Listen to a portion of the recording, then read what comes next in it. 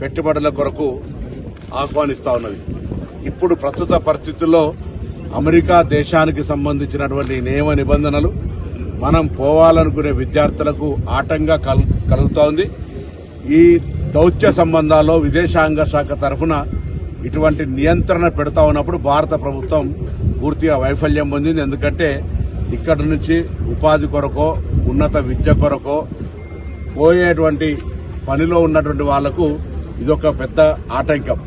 నేను ఈ సందర్భంగా తెలంగాణ బిడ్డలందరికీ అమెరికాలో లేదా విదేశాల్లో ఉన్నటువంటి వాళ్ళ యొక్క తెలివంతులు, ఉదాహరణకు మన దేశానికి సంబంధించిన 100 మంది సీఓలు బయట దేశాల్లో ఉన్నారు. వాళ్ళ తెలివిని ఇక్కడ పెట్టి ప్రభుత్వాలు మీకు కూడా ఎర్ర కార్పెట్ వేసి ఇక్కడ ఆహ్వానం పలకడానికి సిద్ధంగా ఉన్నాయి.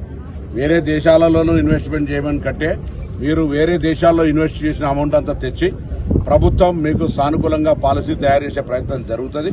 తప్పకుండా విదేశాల్లో ఉన్న వాళ్ళంతా కూడా వచ్చి ఈ తెలంగాణ రాష్ట్రంలో పెట్టుబడులు పెట్టి గ్రామీణ ప్రాంతాల్లో సెకండ్ టైర్ అంతా హైదరాబాద్ చుట్టే కాకుండా ఇటువంటి ప్రాంతాల్లో మేము ఇక్కడ రేపు ఇండస్ట్రియల్ ఎస్టేట్ ఏర్పాటు చేస్తానో లేకపోతే ఇట్లా రకరకాలుగా గ్రామీణ ప్రాంతాలకు విస్తరణ జరిగే విధంగా పారిశ్రామికరణ చేస్తూ ఇతర సాంకేతిక పరమైనటువంటి అభివృద్ధిని చేయాలని ఈ యొక్క పరిస్థితులలో విదేశాల్లో ఉన్నటువంటి తెలంగాణ బిడ్డలందరికీ విజ్ఞప్తి చేస్తా ఉన్నాం.